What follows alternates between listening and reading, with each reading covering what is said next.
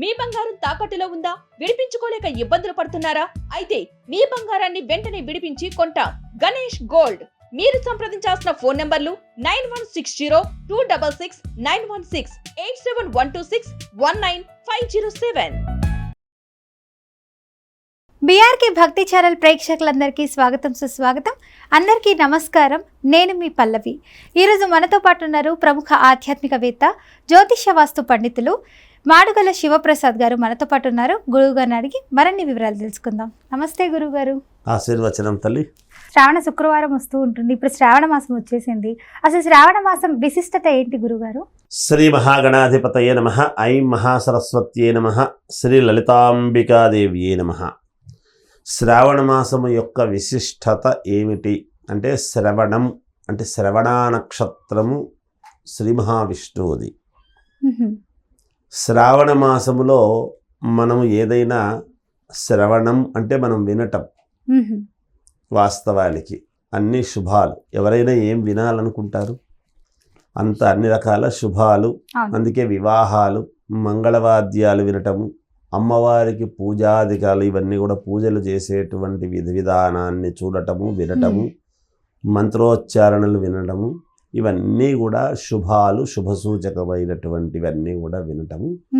శ్రవణ నక్షత్రము స్వామిది కాబట్టి శ్రీ మహావిష్ణువు యొక్క హృదయములో లక్ష్మీదేవిని పెట్టుకున్నాడు కాబట్టి శ్రావణ మాసం అంతా కూడా అమ్మవారిని మనం ఎప్పుడైతే ఆరాధిస్తామో శ్రీ మహావిష్ణువును కూడా ఆరాధించినట్టుగానే ఆయన సంతోషించి ఇద్దరూ కూడా లక్ష్మీనారాయణ స్వామి వారి యొక్క అనుగ్రహము మనకు కలుగజేయటానికి పరమ పుణ్యప్రదమైనటువంటి మాసము ఈ శ్రావణ మాసం అనేటువంటిది విశిష్టత. శ్రావణ మాసంలో శ్రావణ శుక్రవారాలు, శ్రావణ మంగళవారాలు అని శ్రావణ మాసం అంతా కూడా మనము పాటించడం జరుగుతుంది. ఇక ఈ శ్రావణ మాసము అనేటువంటిది ఎప్పుడు అంటే దక్షిణాయనంలో ప్రారంభమవుతుంది. మనకు ఆయనములు రెండు, ఉత్తరాయణం, దక్షిణాయనం. అవును గురుగారు. ఉత్తరాయణము అంటే ఉత్తరాయణ పుణ్యకాలం అనేటువంటిది వచ్చేటప్పటికి ఏమిటి అంటే సూర్యుడు, ప్రత్యక్ష నారాయణ స్వామి అయినటువంటి సూర్య భగవానుడు ఉత్తరం వైపు నుండి నడక అనేటువంటిది. ఇప్పుడు దక్షిణాయనం అనేటప్పటికీ దక్షిణం నుండి నడక, కొంచెం దక్షిణం వైపుకు వచ్చి సూర్యుడు ఉదయించడం అనేటువంటిది జరుగుతుంది దక్షిణం వైపు. ఇక్కడి నుంచి మనం ఇవన్నీ చేయటంలో ఆంతర్యం ఏమిటి? దక్షిణాయనములో అంటే జ్ఞాన సంపదలు విపరీతముగా పెరగడం అనేటువంటిది జరుగుతుంది. మరి ఉత్తరాయణంలో పెరగవా గురువు గారంటే దేని విశిష్టత దానిది. దక్షిణాయనం దక్షిణామూర్తి యొక్క అనుగ్రహం, పరమేశ్వరుడి యొక్క అనుగ్రహం కూడా చాలా ఎక్కువగా ఉంటుంది గాక. అందుకనే ఇక్కడి నుండి ఎప్పుడైతే శ్రావణ మాసం అనేటువంటిది ప్రారంభమవుతుందో, శ్రావణము భాద్రపదంలో వినాయక చవితి, భాద్రపదం ఆశ్వీజ మాసంలో అమ్మవారి పూజలు, కార్తీక మాసంలో పార్వతీ పరమేశ్వరులది, ఇలా ఇక్కడి నుంచి అన్ని పూజలే ఉంటాయి. దక్షిణాయనం అంతా విపరీతమైనటువంటి పూజలు. ఈ పూజలు చేసుకోవటానికి గల కారణాలు ఏమిటి? దీపారాధనలు, దీపాలు పెట్టడము, వెలిగించటము, పూజలు చేసుకోవటము, ఇవన్నీ దేనికి సంకేతం అనేటప్పటికీ ఎప్పుడైతే వేసవిలో విపరీతమైనటువంటి ఎండలు అవన్నీ ఉంటాయో, చాలా ఎండాకాలం అంతా కూడా ఉంటుంది. ఉగాది పండుగ తర్వాత విపరీతమైన ఎండలు వస్తాయి. ఆ ఎండలకు భూమాత బాగా కూడా భూమి వేడెక్కుతుంది. ఇక్కడ ఈ ఆషాఢ శుద్ధ ఏకాదశికి తొలి ఏకాదశి అని చినుకులు పడటం అవి కూడా జరుగుతాయి. అక్కడే మొట్టమొదటి చినుకులు, తొలకరి చినుకులు పడడం జరుగుతుంది. ఆ భూమిలోకి విపరీతంగా వర్షాలు అవి పడినటువంటి దాని వలన మీకు ఆడవాళ్లకు బాగా సులభంగా అర్థం కావాలి అంటే, పొయ్యి మీద పెనం పెట్టినప్పుడు పెనం మీద నీళ్లు చల్లితే ఏమవుతుంది? వేడైపోతుంది.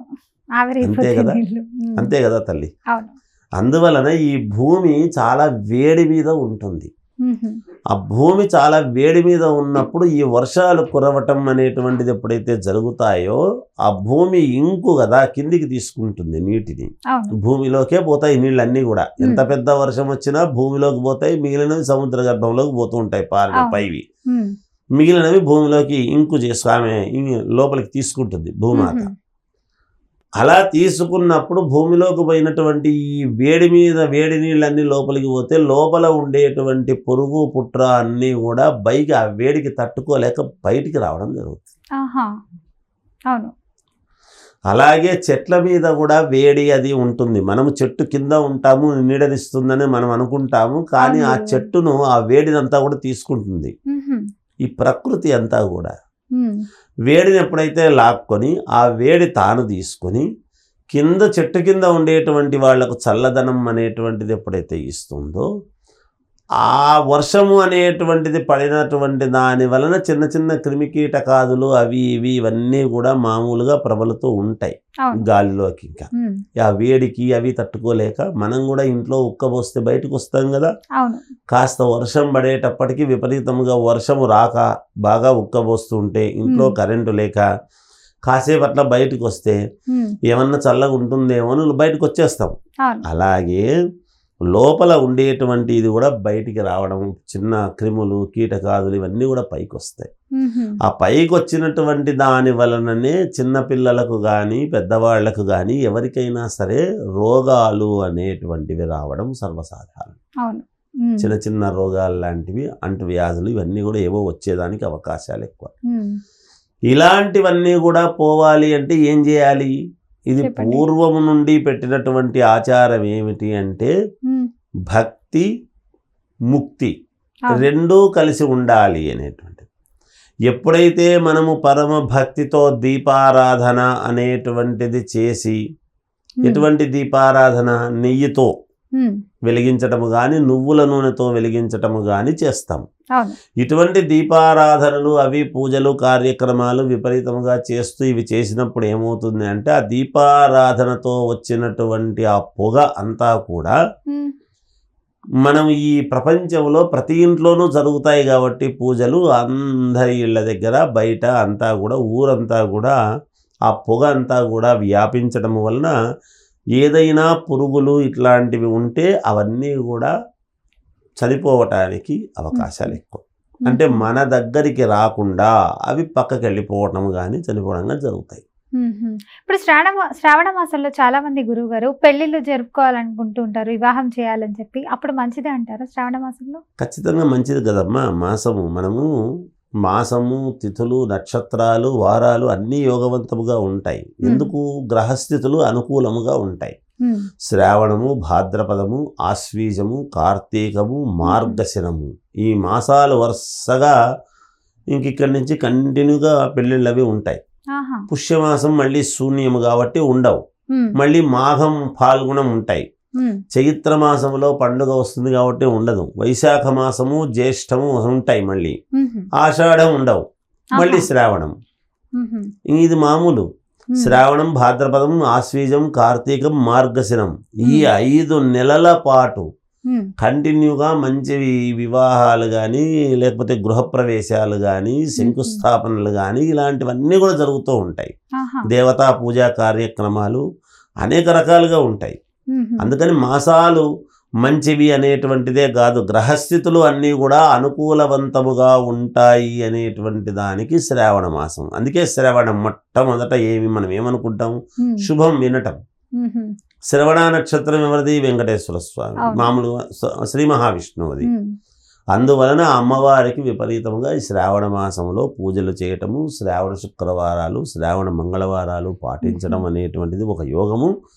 ఇంకా ఈ శ్రావణ మాసము మనకు లక్ష్మీదేవి యొక్క అనుగ్రహము, లక్ష్మీదేవి ఇంట్లో ఉండాలి, ఏమి చేస్తే ఇంట్లో ఉంటుందని చాలా మంది ప్రశ్నలు వేస్తూ ఉంటారు. సహజంగా నిల్వ ఉండాలంటే నిలబడడం లేదు డబ్బు, లేదా రావటం లేదు అనేటువంటి దీంతో చెప్తూ ఉంటారు. వీళ్ళు ఈ శ్రావణ మాసం అనేటువంటి ఈ మాసంలో చేసుకోవాల్సింది ఏమిటంటే మంగళవారము శుక్రవారాలు మాత్రము చేసినా సంతోషమే. ఈ విధానం నేను చెప్పేటువంటి విధానం మామూలుగా రావి ఆకు మీద ఒక దీపము ప్రమిద పెట్టి దాంట్లో 3 ఒత్తులు ఎర్రవి అంటే మామూలుగా నెయ్యితో తడుపుకునేసి కాస్త కుంకుమ అది పట్టించేసి దానికి ఎర్రటి ఒత్తులతో ఎప్పుడైతే ఎరుపు కలర్ అవుతాయి అయిన తర్వాత 3 ఒత్తులు ఏకీకృతము చేసి ఆ ప్రమిదలో ఉంచి నెయ్యితో కానీ నువ్వుల నూనెతో కానీ దీపారాధన చేసినారు అంటే ప్రతి శుక్రవారము మంగళవారము సాయంకాలము పూట 6 నుంచి 7 గంటల మధ్యలో చేసినారు అంటే తప్పకుండా మీకు లక్ష్మీదేవి యొక్క అనుగ్రహము, అమ్మవారి యొక్క అనుగ్రహము కలుగుతుంది. ఇంకొక మాట తల్లి, స్త్రీమూర్తులు అందరూ కూడా మేము ఏదైనా చెబితే మంచి కోసం చెబుతాం.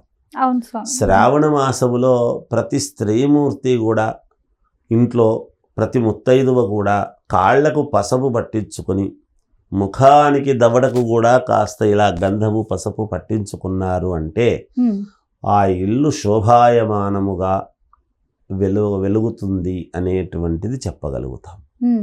అమ్మవారిని అలంకరించినాము కదా, మనం నైటీతో కూర్చొని చేసుకున్నా పర్వాలేదు, పాత చీర కట్టుకొని చేసుకున్నా పర్వాలేదని కాకుండా మీరు కూడా ఉన్నంతలో అలంకరణ అనేటువంటిది స్త్రీకి చాలా అవసరం. ఎంత అలంకరించుకుంటే అంత సంతోషముగా ధనం ఇంట్లో ఉంటుంది అనేది గుర్తుపెట్టు. ఎప్పుడు ఈశ్వరోమని మనం బాధపడుతూ ఉంటే కాదు, ఒకరి మీద ఒకరు పోట్లాడితే కాదు.